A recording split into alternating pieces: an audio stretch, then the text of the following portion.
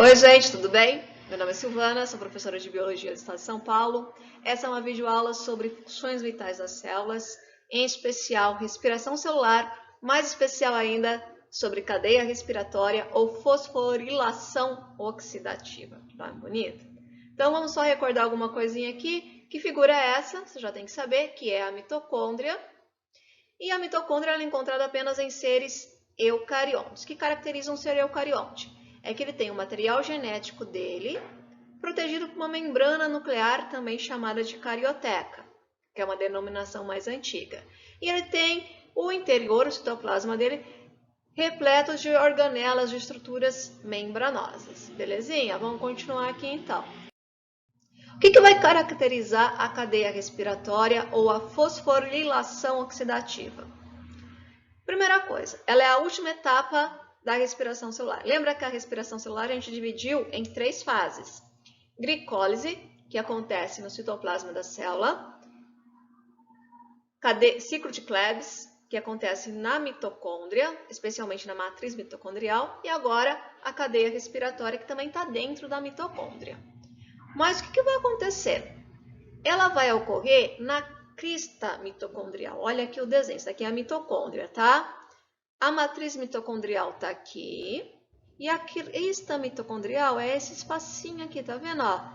Vamos pensar que é a bordinha da membrana, tá bom? Essa fase ela é aeróbia, porque o oxigênio vai participar ativamente dessa etapa. E é na cadeia respiratória aonde eu vou ter a desmontagem completa da molécula orgânica. E eu vou produzir o máximo de energia da respiração celular, que a gente vai ver daqui a pouquinho. E aqui é só para essa imagem para a gente lembrar que a produção de ATP, de energia, ela vem acontecendo aos pouquinhos, até chegar na última etapa, onde vou ter a maior produção de energia. Beleza? Vamos continuar. Então aqui eu tenho um GIF, não sei se vocês conseguem acompanhar. O GIF, ele está mostrando que o NAD e o FAD, lembra do NAD e o FAD lá do ciclo de Krebs, da glicólise? Que eles pegavam os íons de hidrogênio que estavam sendo liberados da quebra da molécula orgânica e conduziam para a próxima etapa? É aqui que ele vai entrar, tá? Então, o NAD e o FAD vem, se encaixa a uma proteína da membrana da mitocôndria e libera íons de hidrogênio, tá? Ele está liberando íons de hidrogênio. O FAD vem, se encaixa, libera íons de hidrogênio também. Ao descarregar esses íons de hidrogênio que vão para o espaço entre membranas, que aqui, ó, entre a membrana, a matriz mitocondrial está aqui, aqui é o espaço entre a membrana, tá? E a parte externa da mitocôndria. Ele libera também elétrons, tá? E esses elétrons vão passando de uma proteína para outra. Por isso que é cadeia respiratória ou cadeia transportadora de elétrons. Que esses elétrons eles vão sendo transportados de uma proteína para outra para ser utilizados na produção de ATP. Belezinha? E como que eu vou produzir essa molécula de ATP? Então, lembra do NAD e do FAD? O NAD transportando hidrogênio é NADDH. FAD transportando hidrogênio é FADDH. Eles vão chegar lá nas proteínas da membrana mitocondrial, vindo da matriz mitocondrial, e vão lançar o hidrogênio para o espaço entre membranas. É o que está acontecendo aqui. Então, é como se o FAD e o NAD já tivessem chegado e descarregado os íons de hidrogênio. Lembra que íon é sempre uma molécula carregada eletricamente. Então, está aqui os íons de hidrogênio. O que vai acontecer agora? Lembra da difusão? Na difusão, a passagem de moléculas ou de substâncias do local onde elas estão em maior concentração para o local onde elas estão em menor concentração para tentar igualar essas quantidades, tá? Então, aqui vai acontecer exatamente isso. Os íons de hidrogênio, eles estão aqui no espaço entre membranas, em maior quantidade do que em relação à matriz mitocondrial que está aqui. O que vai acontecer? Esses íons de hidrogênio, através da difusão, que eu posso falar que a difusão facilitada porque está utilizando uma proteína para auxiliar no transporte. E olha que bonito, o nome dessa proteína é ATP sintase.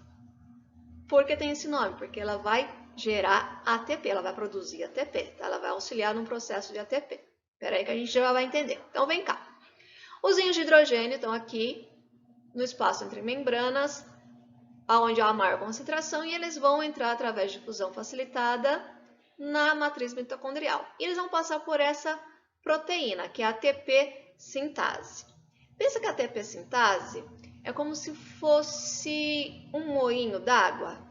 Já viram um moinho d'água que gera eletricidade, aqueles experimentos de ciências? Que transforma, ou uma usina hidrelétrica, né? Que vai transformar a força da cinética, né, a força de movimentação da água, em energia elétrica. Aqui é mais ou menos essa comparação que eu quero fazer, tá? Por quê? Apesar desse desenho não mostrar isso, mas se você procurar, você vai achar, a ATP sintase, essa proteína aqui, ela tem como se fosse um rotor, tá? Ela gira. E ao girar, carregando os íons de hidrogênio, ela libera elétrons, que é energia que vai ser utilizada para adicionar íons de fosfato à molécula descarregada chamada ADP. Entendeu? Então, ó, o íon de hidrogênio vem, passa pela ATP sintase, a ATP sintase gira, libera elétrons que vão pegar os íons de fósforo que estão aqui, ou de fosfato, e vão acrescentar na molécula de ADP. Por que é ADP? A de adenosina, D, deixa eu descarregar aqui de novo, ó. D, que é difosfato, porque tem ó, quantos fósforos? 2, tá vendo? Quando o íon de hidrogênio passa pela ATP sintase, liberou elétron, esse elétron vem aqui, ó, acrescentar um íon de fósforo à minha molécula de ADP. Eu vou carregar minha molécula de ADP.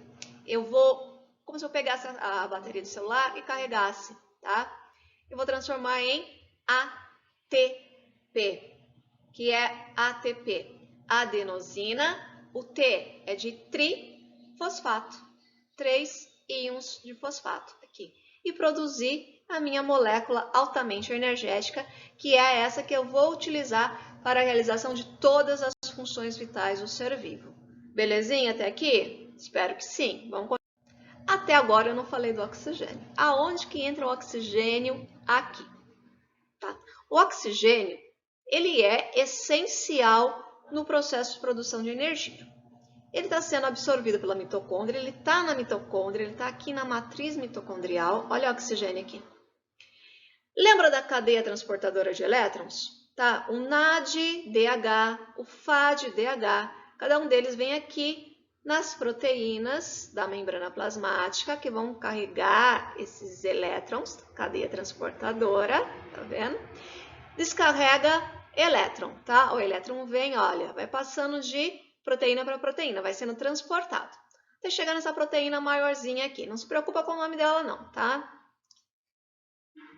Eu tenho aqui elétrons que eu vou utilizar para unir os átomos de hidrogênio. Lembra lá da ATP sintase? O hidrogênio entrou, girou, liberou elétrons, produzia ATP, mas o íon de hidrogênio está aqui ainda, ele não pode ficar aqui. Então, o oxigênio está aqui, olha, bonitinho. O que vai acontecer?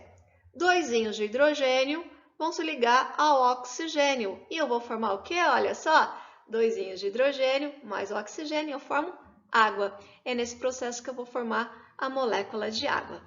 Tranquilinho? Às vezes pode acontecer daqui eu formar uma molécula que carrega 2 oxigênio, que é H2O2, é a famosa água oxigenada, que é tóxica para o organismo, mas a gente tem enzimas, isso aqui é só questão de curiosidade, a gente tem enzimas que são capazes de degradar essa água oxigenada, tá? Que a gente forma no nosso organismo, que é o peróxido de hidrogênio, se eu não me engano o nome químico dele, tá bom? Vamos continuar aqui. O saldo final dessa minha brincadeira. O saldo final, o resultado da minha respiração celular. Então, eu vou formar 10 NAD e cada NAD vale 2,5 ATPs. Ou seja, multiplica aqui 10 NAD vezes 2,5 ATPs, quanto de energia o NAD rendeu para mim 25 ATPs. Eu formei 2 FADs. Cada um deles vale 1,5 ATP. Multiplico, dá 3 ATPs. Lá nas outras etapas, entre a glicólise e o ciclo de Klebs, eu produzi, cada um deles, 2 moléculas de ATP. Tá? Se eu somar tudo isso daqui, eu vou ter um total de 32 moléculas de ATP. Esse é o saldo. Pode ter variações entre 30 e 32 moléculas de ATP. Antigamente, a gente colocava 36 moléculas de ATP, mas os estudos já estão demonstrando que esse valor de 32 ou 30 moléculas de ATP é o mais próximo à realidade.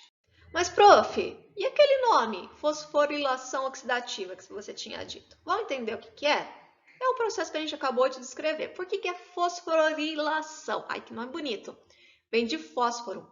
Ou seja, eu vou pegar íons de fósforo e vou acrescentar a molécula de ATP, formando ATP, adenosina trifosfato. Então, é acrescentar uma molécula de fósforo, é um íon de fosfato, à minha molécula de ATP. É carregar a minha molécula de ADP para ATP. De 2 íons de fósforo ou fosfato para 3. Quem vai promover isso é a proteína chamada de ATP sintase. Então, essa é a fosforilação. É pegar íons de fósforo, acrescentar a molécula de ADP para transformá-la em molécula de ATP, de adenosina trifosfato. Então, vou pegar ADP, adenosina difosfato, vou colocar um fosfato e vou transformar ela em adenosina trifosfato, uma molécula altamente energética. E por que ela é oxidativa? Porque aqui eu vou ter os íons de oxigênio se unindo aos de hidrogênio, que é o que você está vendo aqui, tá? E nessa oxidação eu vou produzir e liberar água, belezinha? Então aqui, equação geral da respiração celular aeróbia. Lembrando que o aeróbio, porque usa oxigênio. Se eu não tivesse colocado o nome, você saberia que ela é aeróbia pela presença do oxigênio, dessas moléculas de oxigênio. Então, a gente vai ter aqui C6H12O6, uma molécula de glicose, porque não tem nada aqui na frente, então está indicando que é uma molécula de glicose. É como se tivesse o número 1 aqui, tá? Vai reagir com 6 moléculas de gás oxigênio. Essa equação já está balanceada. E vai ter como produto 6 moléculas de gás carbônico, que eu vou liberar para a corrente sanguínea. Vou produzir 6 moléculas de água e vou produzir 30 moléculas de ATP. ATP é energia.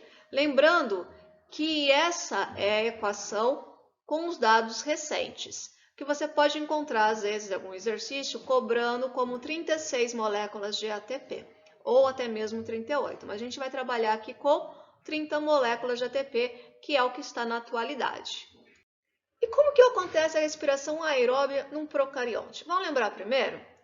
O procarionte é esse bonequinho aqui. E esse é o eucarionte. O procarionte tem material genético disperso no citoplasma. E o eucarionte tem núcleo. Outra característica, ele tem ribossomo e o eucarionte também tem ribossomo. Mas o procarionte não tem organelas membranosas, não tem mitocôndria, ao contrário do eucarionte. A gente está trabalhando até agora com a respiração aeróbia nos eucariontes. Então, vamos ver como que seria num procarionte, uma respiração aeróbia. Aonde que vai acontecer? Vai acontecer no citoplasma, que é aquela espécie de gel que preenche a célula, e nas dobras da membrana plasmática, tá? É aqui que vai acontecer a respiração aeróbia nos seres procariontes. Vamos de bônus? Às vezes, a respiração celular, ela acontece na ausência do oxigênio, que é um processo chamado de fermentação.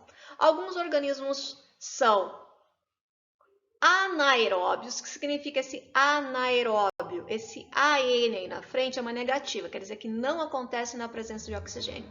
Alguns organismos, como a bactéria causadora do tétano, ela é anaeróbia restrita, ela só consegue viver na ausência de oxigênio. Outros, quando o oxigênio não está presente, eles fazem fermentação. Qual que é a ideia da fermentação? Eu vou pegar a molécula de glicose e vou desmanchá-la, igualzinho aconteceu o que a gente viu até agora. Tá vendo? Só que eu não quebro todos os átomos que formam a molécula de glicose, eu não libero todos os átomos de carbono. Formei o ácido pirúvico e aqui ele pode ter 3 caminhos diferentes, dependendo do tipo de ser. Então, ele pode se transformar em álcool, por exemplo, em fermentação alcoólica, onde eu vou ter o etanol, que eu vou produzir. É o tipo de fermentação que eu vou utilizar para produzir pão. Ninguém fica bêbado comendo pão lá durante, porque o fermentinho que você usou para fazer a sua massa de pão, ele vai fazer fermentação alcoólica. Mas na hora que você assa o seu pão, há desprendimento dessas moléculas, então você não se embebeda comendo pão, tá? E outro processo da fermentação, ainda falando do pão, é que ela produz moléculas de gás carbônico, que faz com que a massa cresça, expanda o tamanho. Como que eu sei que tinha isso? Quando você corta o pão depois que ele está prontinho, você vê os buraquinhos na massa, tá? Eu uso também a fermentação alcoólica para fazer o biocombustível, que é o etanol, cachaças e vinhos, né? As bebidas de fermentação. Eu uso a fermentação acética para fazer vinagre. Eu uso a fermentação lática, né, micro-organismos que fazem fermentação lática, para fazer iogurtes, coalhadas, queijos. E às vezes, quando estou fazendo um exercício físico com muito esforço, sei lá, uma corrida de 100 metros, ou levantando peso, né, aqueles Ironman levantando peso, sabe? Coisas assim, muito exageradas. As minhas células musculares precisam de uma dose a mais de energia, então elas fazem uma fermentação chamada de fermentação lática. Belezinha? Aqui é um resuminho que eu peguei de um site só para a gente ver as diferenças entre a fermentação alcoólica e a lática. Então, a fermentação alcoólica, o produto final, é um álcool etílico, que é o etanol, que a gente já falou ali atrás. Quem realiza são bactérias e leveduras. A fermentação lática vai ter produção de ácido lático. Lembra do Danone, do gostinho dele? É meio ácidozinho, né? Yakult, né? E vão ser feitas por bactérias e células do tecido muscular humano. Aqui, quando eu preciso de um esforço a mais, preciso de uma energia a mais, tá? Então, gente, foi isso. Encerramos a respiração celular. E a gente se vê na próxima aula. Até mais!